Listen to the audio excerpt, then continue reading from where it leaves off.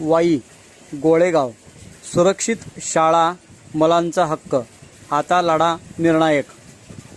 वाई तालुक्यातील पश्चिम भागातील दुर्गम गोळेगाव येथील जिल्हा परिषद प्राथमिक शाळेची इमारत सध्या अत्यंत जीर्ण व धोकादायक अवस्थेत असून येथे शिक्षण घेणाऱ्या लहान विद्यार्थ्यांच्या सुरक्षिततेचा गंभीर प्रश्न निर्माण झाला आहे. छताची पडझड, भिंतींना आलेल्या भेगा आणि मूलभूत सुविधांचा अभाव यामुळे शाळेचे वातावरण शिक्षणासाठी अयोग्य ठरत आहे.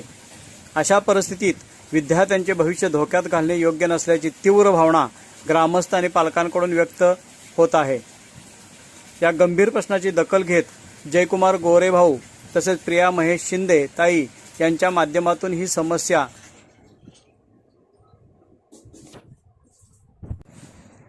तातडीने सोडवण्यासाठी प्रयत्न सुरू करण्यात आले आहेत. संबंधित अधिकाऱ्यांशी संपर्क साधून शाळेच्या इमारतीच्या दुरुस्ती किंवा नव्या इमारतीच्या बांधकामासाठी आवश्यक ती कार्यवाही लवकरात लवकर करण्यात येणार असल्याचे संकेत मिळत आहेत. स्थानिक नागरिकांनीही या उपक्रमाला पाठिंबा दर्शवून विद्यार्थ्यांना सुरक्षित, सुसज्ज आणि प्रेरणादायी शैक्षणिक वातावरण मिळावे अशी अपेक्षा व्यक्त केली आहे. शासन स्तरावरून योग्य तो निधी उपलब्ध करून देऊन या समस्येचे कायमस्वरूपी निराकरण व्हावे ही सर्वांची मागणी आहे. शिक्षणासाठी सुरक्षित आणि सुसज्ज वातावरण मिळणे हा प्रत्येक विद्यार्थ्यांचा हक्क आहे आणि तो मिळवून देणारच. RPS स्टार न्यूज पत्रकार अनिल वाडकर. खोलीमध्ये जेवण बनवलं जातं आणि एका खोलीत सर्व 1ली ते 4थी च्या 11 विद्यार्थ्यांना शिकवलं जातं. ही अवस्था आहे. शाळेचा स्लॅब गळतोय, त्यामुळे ग्रामस्थांच्या तक्रारी आहेत, विद्यार्थ्यांच्या तक्रारी आहेत. तर येणाऱ्या काळामध्ये जिल्हा परिषद अध्यक्षा प्रियाताई शिंदेच्या माध्यमातून शाळेचा पत्र आपण दुरुस्त करून देणार आहोत.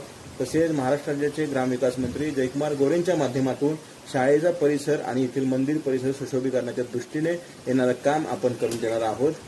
त्याच्यामुळे शाळांचा दर्जा, एकतर मराठी शाळेतील विद्यार्थी कमी होत चाललेत, शाळेतील विद्यार्थी टिकले पाहिजेत.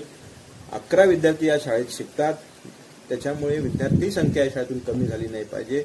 जास्तीत जास्त सोयी सुविधा पश्चिम भागातील शाळांना कशा मिळतील हाच आपला ध्येय इथून पुढे राहणार आहे. त्या दृष्टीने आपण काम करणार आहोत.